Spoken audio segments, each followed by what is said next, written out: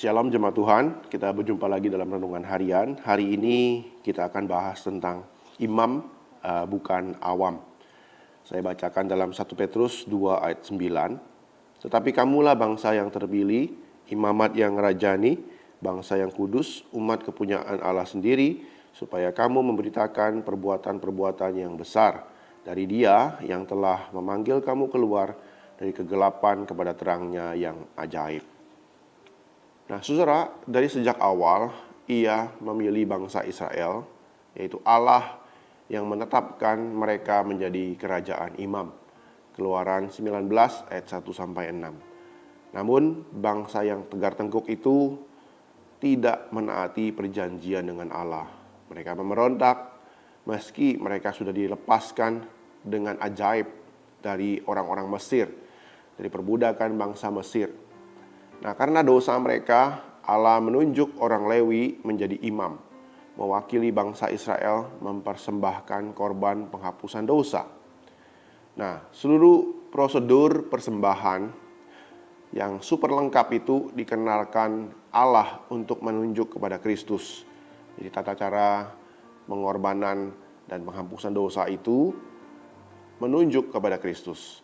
Karena apa yang bangsa Israel sudah gagal lakukan, Yesus Kristuslah yang dengan sempurna, sebagai korban yang sempurna, akan menggenapi pengampunan dosa itu.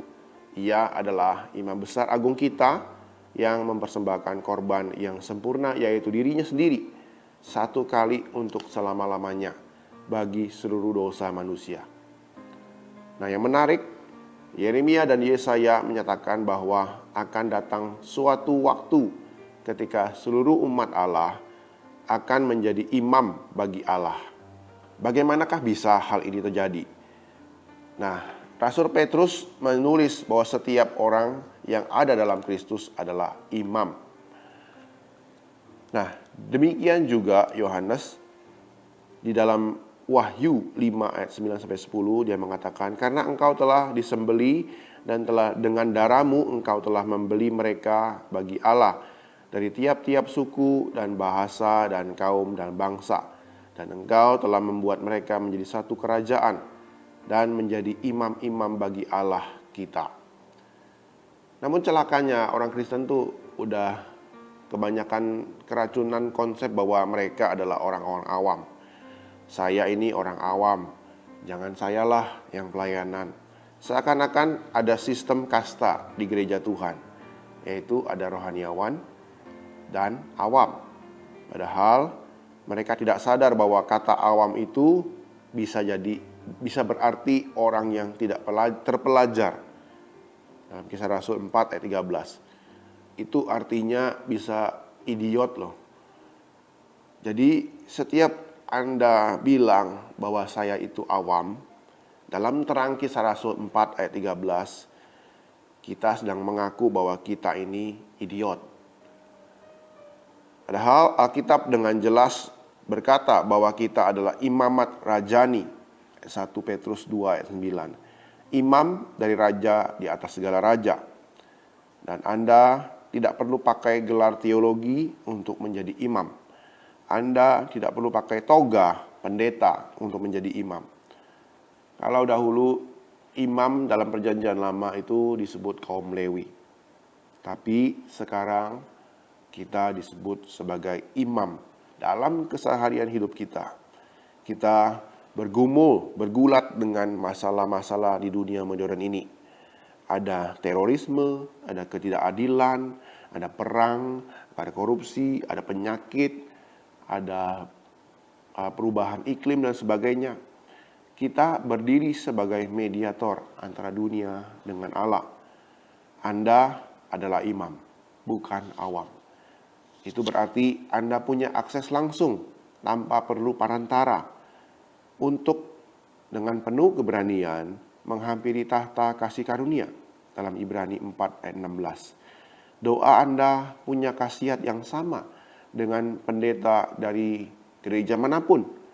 Karena yang berkuasa bukan pendoanya, tetapi Allah yang kepadanya kita berdoa. Anda adalah imam, bukan awam. Itu berarti Anda harus mempersembahkan setiap aspek hidup Anda kepada Allah. Tidak bisa diwakilkan oleh orang lain. Setiap pagi Anda mempersembahkan mata, mulut Anda, otak Anda, tangan Anda, kaki kita kepada Tuhan. Anda adalah imam, bukan awam.